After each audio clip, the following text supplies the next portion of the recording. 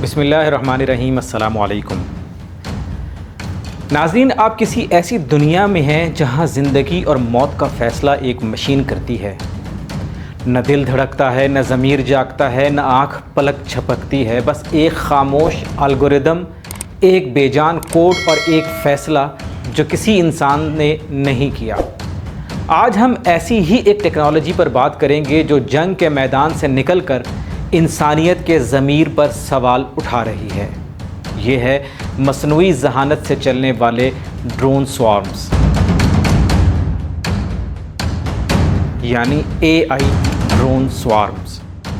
Drones जदीद जंग का हिस्सा तो अरसा दराज से हैं, लेकिन AI ताकत से लैस ड्रोन्स के हुजूम ये एक बिल्कुल मुख्तलिफ हकीकत है।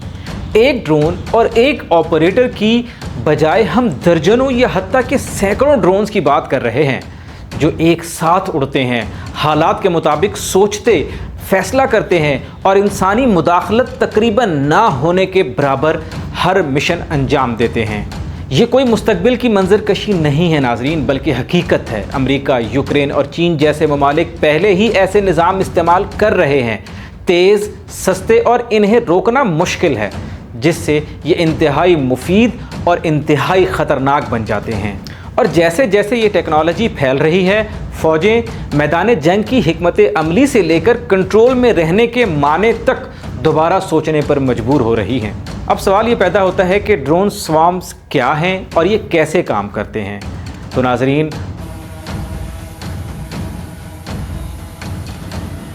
ड्रोन स्वार्म्स बिल्कुल ऐसा ही है जैसा ये नाम खुद बयान करता है, एक ग्रुप या हुजूम ड्रोन्स का जो एक टीम की तरह मिलकर काम करता है। लेकिन हर ड्रोन अलग से कंट्रोल करने की बजाय ये एक दूसरे के साथ रियल टाइम में मरबूत होते हैं, बिल्कुल वैसे जैसे परिंदे जब एक झुंड में परवास करते हैं तो हम आहंग अंदाज में हरकत करते हैं। फ़र्ज़ करें कि आप एक खेती के फार्म में हैं जहां कई टिड्डे दिल के छोटे छोटे ग्रुप हैं। हर एक ग्रुप अपने अंदर बातचीत कर रहा है, खुद ही फैसला कर रहा है कि कहाँ घास ज़्यादा है, कहाँ पानी कम है और उधर चलकर आगे खाने में जाना बेहतर है। वो पहले से किसी इंसान के हुक्म के इंतज़ार में नहीं होते। यही उसूल ड्रोन स्वार्म्स का भी है। चंद एक ड्रोन्स मिलकर जमात की तरह काम करते हैं और एक दूसरे से रियल टाइम डाटा शेयर करते हैं। जैसे एक ड्रोन कहता है मैं अब इस मकाम पर हूँ, दूसरा कहता है मैं हदफ देख रहा हूँ, तीसरा कहता है अब आगे चलते हैं। अगर कोई रास्ता बंद हो जाए या कोई ड्रोन नाकारा हो जाए तो बाकी अपने हिकमत अमली को खुद बदल कर मिशन जारी रखते हैं। यानी जो इंसान सोच सकता है उससे बढ़कर ये सोचते हैं। स्वार्म के मुतालिक कोई मखसूस तादाद मुकर्रर नहीं, मगर आम तौर पर कम अज़ कम 3 या उससे ज़्यादा ड्रोन्स को मिलाकर कहा जाता है स्वार्म्स ड्रोन्स, जो एक दूसरे के साथ राब्ते में रहते हैं। जंगी हालात में ये तादाद दर्जनों हत्ता के सैकड़ों तक पहुंच जाती है। इससे पहले रवायतन ड्रोन्स जंग में इनफरादी तौर पर इस्तेमाल होते रहे, मगर ड्रोन स्वार्म्स ने ये तसव्वुर बदल दिया। हज़ारों छोटे, सस्ते और ख़ुद मुख्तार ड्रोन्स एक साथ काम कर सकते हैं। मिसाल के तौर पर यूक्रेन ने 2024-25 में ऑपरेशन स्पाइडर वेब जैसी कार्रवाइयों में AI से लैस स्वार्म्स का इस्तेमाल किया, जिन्होंने रूसी एयर बेसिस को शदीद नुकसान पहुंचाया था। अब हम देखते हैं कि ड्रोन स्वार्म्स काम कैसे करते हैं। जैसे हमने पहले भी जिक्र किया कि ये ड्रोन्स एक दूसरे के साथ रियल टाइम में इर्तिकाब इत्तलात शेयर करते हैं। मसलन मैं इस मकाम पर हूँ, मुझे ये हदफ नज़र आ रहा है या रास्ता बंद है, हम तब्दील कर लेते हैं।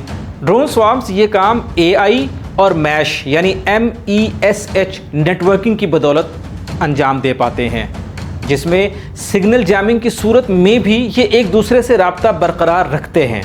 इससे हर सूरत हाल के मुताबिक फ़ौरी रद्द अमल मुमकिन होता है। बग़ैर किसी इंसान के हुक्म के इंतज़ार किए पूरा ग्रुप एक बड़ा मरबूत निज़ाम बनकर अमल करता है। यही वजह है कि स्वार्म्स बहुत मौसर साबित होते हैं, ख़ास तौर पर तेज़ी से बदलती सूरत हाल में। ड्रोन स्वार्म्स मैदान जंग में पहले ही अमली तौर पर इस्तेमाल हो रहे हैं और जदीद जंग में इनका अहम किरदार है। अमेरिका, यूक्रेन, चीन और इसराइल जैसे ममालिक इन्हें मुख्तलिफ़ तरीक़ों से इस्तेमाल कर रहे हैं और टेक्नोलॉजी तेज़ी से तरक्की कर रही है। جیسے امریکہ میں پروجیکٹ ریپلیکیٹر، پرڈکس سوارم پروگرام جاری ہیں جن میں سینکڑوں نہیں ہزاروں سستے اور چھوٹے ڈرونز تیار کیے جاتے ہیں جو ایک ساتھ مل کر کام کرتے ہیں۔ یہ ڈرونز دشمن کے مقامات کا جائزہ لے سکتے ہیں، سگنلز کو جام کر سکتے ہیں یا مربوط حملوں میں حصہ لے سکتے ہیں بغیر ہر ڈرون کے لیے پائلٹ کی ضرورت کے۔ یوکرین نے مارکیٹ سے خریدے گئے ڈرونز کو ہتھیاروں میں تبدیل کیا جنہیں اکثر فرسٹ پرسن ویو یعنی FPV کے ذریعے اڑایا جاتا ہے۔ ساتھ ہی وہ AI کو استعمال کر کے ان ڈرونز کو ٹیم میں مربوط کر رہے ہیں اور روس کی جوابی حکمت عملی کے مطابق اپنا دفاع مضبوط بنا رہے ہیں۔ چین نے بھی اپنا ڈرون جیوتیان متعارف کروا دیا ہے جو خود ایک بڑی مادری جہاز کی طرح کام کرتا ہے اور اندرونی طور پر 100 چھوٹے ڈرونز لانچ کر سکتا ہے۔ یہ طویل فاصلے کے مشنز کے لیے بنایا گیا ہے اور خود بخود سوارمز کو مربوط کر کے دشمن کے دفاع کو مغلوب کر سکتا ہے۔ اسرائیل بھی نگرانی اور نشانہ شناسی کے لیے سوارمز استعمال کر رہا ہے۔ ان ممالک میں سوارمز جاسوسی، الیکٹرانک وارفیئر، ڈیکوئی مشن اور حتیٰ کہ کاماکازی حملے میں استعمال ہو رہے ہیں۔ اس میں ہوتا یہ ہے کہ ایک ڈرون مارنے پر بھی پیچھے درجنوں مزید ڈرونز آ سکتے ہیں اور یہ حقیقی وقت میں حکمت عملی بدلنے کی صلاحیت بھی رکھتے ہیں۔ ڈرون سوارمز کچھ بڑے فوجی ہتھیار جیسے ٹینک، جنگی طیارے یا جہاز بردار بیڑے بھی فرسودہ بنا رہے ہیں۔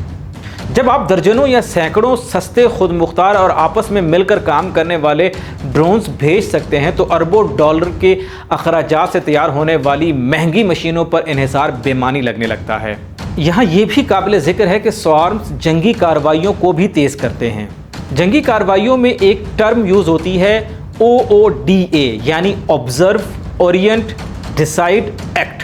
ڈرون سوارمز کے ذریعے OODA لوپ کے چاروں مراحل کو انتہائی برق رفتاری سے مکمل کیا جاتا ہے۔ اس میں تیز فیصلہ سازی کی جاتی ہے اور AI کی بدولت ڈرون سوارمز انسانی فیصلہ سازی سے کہیں زیادہ تیزی سے اس لوپ کو مکمل کر سکتے ہیں۔ اب سوال یہ پیدا ہوتا ہے کہ ڈرون سوارمز کا مقابلہ کیسے کیا جائے؟ جبکہ سوارمز جنگی میدان میں تیزی سے عام ہو رہے ہیں، دفاعی نظام انہیں روکنا آسان نہیں پاتا۔ روایتی دفاعی ہتھیار تو بڑے ہدف جیسے میزائل یا لڑاکا طیاروں کے لیے بنائے گئے ہیں، نہ کہ چھوٹے، تیز اور چھپنے کی صلاحیت رکھنے والے ڈرونز کے ہجوم کے لیے۔ اس میں سب سے اہم طریقہ تو جیمنگ کا ہے جو ڈرونز کو کنٹرول کرنے والے سگنلز روکنے کی کوشش کرتا ہے، لیکن جدید سوارمز جنہیں AI مکمل خود مختار بنا دیتا ہے، اس کے لیے جیمنگ کا یہ طریقہ بھی مؤثر نہیں رہا۔ اس کے بعد دوسرا دفاعی نظام اس کے لیے ڈائریکٹڈ انرجی کا ہو سکتا ہے یعنی ہدایتی توانائی کا، جس میں ہائی پاور لیزر یا مائکرو ویو استعمال کیے جا رہے ہیں۔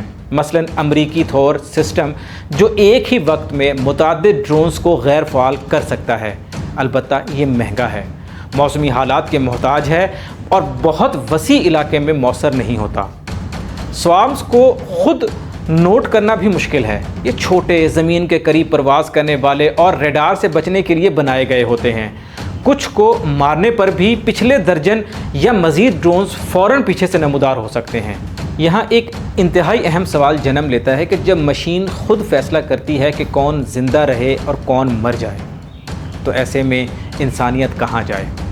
ڈرون سوارمز ٹیکنالوجی کا سب سے پیچیدہ پہلو یہ ہے کہ آخر کنٹرول حقیقت میں کس کے پاس ہے؟ یہاں آٹومیٹڈ اور آٹونومس ڈرونز کے درمیان فیصلہ کن فرق ہے۔ آٹومیٹڈ ڈرون ایک بنیاد ساختہ، راستہ یا انسانی آپریٹر کے احکامات پر عمل کرتا ہے، جبکہ آٹونومس ڈرون تو خود مختار ہوتا ہے۔ یہ اپنے فیصلے خود کر سکتا ہے، یہاں تک کہ اپنی جان سے متعلق بھی بغیر انسانی مداخلت کے۔ یہی وہ مقام ہے جہاں اخلاقی کشمکش شروع ہوتی ہے کہ اگر ڈرون غلط ہدف کو نشانہ بنا دے تو ذمہ دار کون ہے؟ آپریٹر، سافٹ ویئر بنانے والا یا خود مشین؟ اسرائیل نے غزہ میں لیونڈر نامی AI نظام استعمال کیا جس نے تقریباً 37,000 فلسطینیوں کو ممکنہ ہدف کے طور پر چنا۔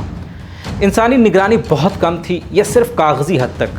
کئی واقعات میں الگوریدم کے انتخاب کو صرف انسانی اپروول کے لیے ربر سٹیمپ کیا گیا، جس میں بے گناہ شہریوں کی جانیں ضائع ہوئیں۔ تقریباً 10% نتائج غلط تھے۔ مگر انسانی آپریٹر نے ان غلطیوں کی تصدیق کیے بغیر انہیں منظور کر لیا۔ اس طرح کی حکمت عملی نے معاشرتی اور قانونی بحران کو جنم دیا اور عالمی انسانی حقوق گروپس شدید رد عمل کا اظہار اس بات پر کر رہے ہیں۔ جیو پولیٹیکل تناؤ کے ساتھ دنیا کوگنیٹو وارفیئر یعنی علمی یا ذہنی جنگ کی جانب بڑھ رہی ہے۔ مقصد صرف جنگ جیتنا نہیں بلکہ دشمن کے سوچنے کا عمل بدلنا ہے۔ اب جنگ انسان بمقابلہ انسان نہیں، اے آئی بمقابلہ اے آئی کی شکل اختیار کرتی جا رہی ہے، جیسے ذہانت کا ذہانت کے خلاف مقابلہ۔ سوچیں کہ آپ ایک ایسی گاڑی میں بیٹھے ہیں جو خود بخود چلتی ہے، نہ آپ کو پتہ ہے کہ یہ کہاں جا رہی ہے، نہ یہ معلوم کہ اسے کن اصولوں پر چلایا جا رہا ہے، اور اگر راستے میں کوئی حادثہ ہو جائے تو قصوروار کون ہوگا۔ یہی حال ہوتا ہے جب ہمارے اے آئی ڈرون سسٹمز کو مکمل اختیار دے دیتے ہیں، جہاں نہ ہمیں ان کے فیصلوں کا طریقہ سمجھ آتا ہے، نہ اس کے نتائج کی ذمہ داری کوئی لیتا ہے۔ ایسے نظاموں کو کہتے ہیں ڈبل بلیک باکس، یعنی دو طرفہ اندھیرا، اندر کا پتہ نہ باہر کا پتہ۔ اس ساری صورتحال میں انسانیت کو کیا کرنا چاہیے؟ اس میں سب سے پہلی چیز تو یہ ہے کہ انسانی نگرانی کو برقرار رکھنا انتہائی ضروری ہے۔